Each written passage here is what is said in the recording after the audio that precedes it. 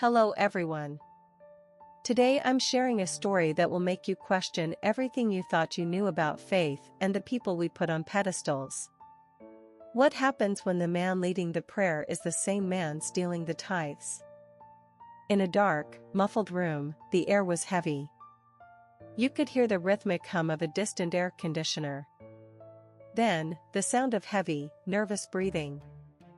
A faint, metallic click of a recorder being activated.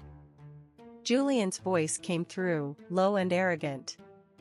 He whispered, "It doesn't matter if they notice the dip in the building fund. They're too busy looking at the lights. By the time they realize the money is gone, it'll be in the Cayman account. And she'll keep playing the part of the perfect wife. She's too good at it." Then, a sharp, sudden silence. The recording cut out with a digital chirp. The Grace Fellowship Gala was the social event of the season. Everything was perfect. The white lilies were imported from France. The champagne was vintage. And at the center of it all stood Clara Vance. She looked breathtaking in her silk gown, her expression a mask of serene devotion. To the 300 guests in the ballroom, she was the ultimate church wife. To the thousands watching the live stream, she was an icon of grace. But beneath the silk and the pearls, Clara's heart was a cold, calculated machine. She wasn't here to celebrate. She was here to execute. She thought to herself, "Smile, Clara. Let them see the saint. Let them see the perfect wife. They have nothing idea the storm is already inside the house." The sound of camera shutters clicked rapidly through the room. The tension in the room was palpable.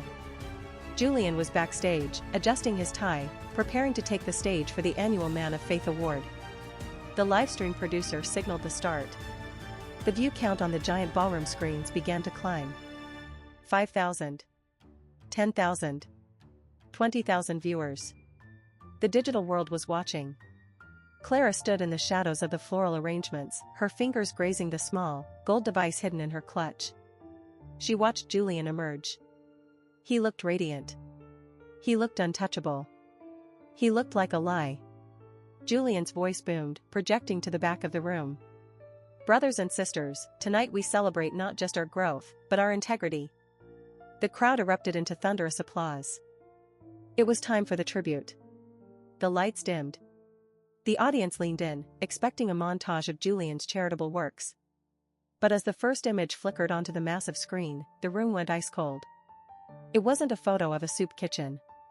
It was a screenshot. A high-resolution, unmistakable screenshot of a text message from Julian to a woman named Elena. He wrote, "I can't wait to see you in the hotel tonight, baby." The church sheep have no idea. The silence that followed was more violent than any scream. A guest whispered, "Oh my God. Is that him?" The entire crowd took a sharp, collective breath. The scream didn't stop. It became a rapid-fire execution. Screenshots of bank transfers flashed by. Thousands of dollars were moving from the church's mission fund to an offshore account. Then, the audio. The very recording Clara had captured. Julian's voice, amplified, boomed through the ballroom, mocking the very people who had given him their life savings. He said, "They're too busy looking at the lights." His voice echoed like a demon in the hallowed hall. The livestream comments were scrolling so fast they were a blur of outrage. The truth wasn't just out. It was being broadcast to the entire world. Julian stammered, his voice cracking with panic. This is a hack. It's a deep fake. Someone is attacking our ministry." A sharp screech of microphone feedback cut through his plea. Julian looked to the wings, searching for support. He looked to his elders, his board, his allies. But the only person who moved was Martha. Martha, the church secretary. The woman who had been Julian's shadow for 20 years. The woman everyone thought was his most loyal defender. She walked up the stairs, her face a mask of cold, righteous fury. She didn't look at the crowd. She looked straight at Julian.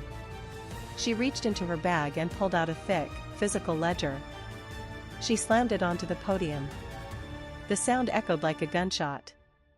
Martha spoke, her voice cold and steady.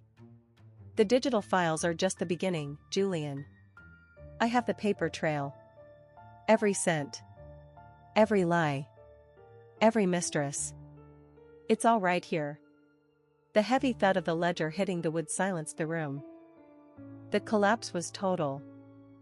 In the ballroom, the man of faith was being drowned out by the roar of the people he had betrayed. In the digital world, the live stream was exploding, the numbers hitting hundreds of thousands. The Vance name, once synonymous with grace, was being burned to the ground in real time. Clara didn't stay to watch the fallout. She didn't need to. She walked through the lobby, her head held high, the sound of the chaos fading behind the heavy glass doors. She was no longer the perfect wife. She was finally, devastatingly, free. She whispered to herself, "It's done." The heavy, muffled sound of the large glass doors closing cut off the noise of the riot.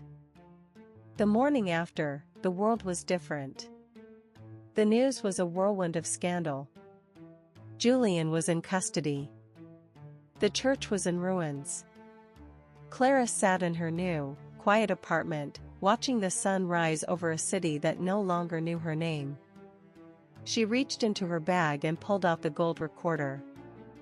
She looked at it for a long time. She knew the truth had set her free. But as she looked at the empty space beside her, she wondered if the truth had taken everything else with it. And that's the story. Sometimes the truth finds a way out, even when it's buried under layers of golden grace. Thank you for listening, and I'll be back soon with more incredible stories of secrets, lies, and the price of justice. Join me next time. The sound of the recorder clicking off signaled the end.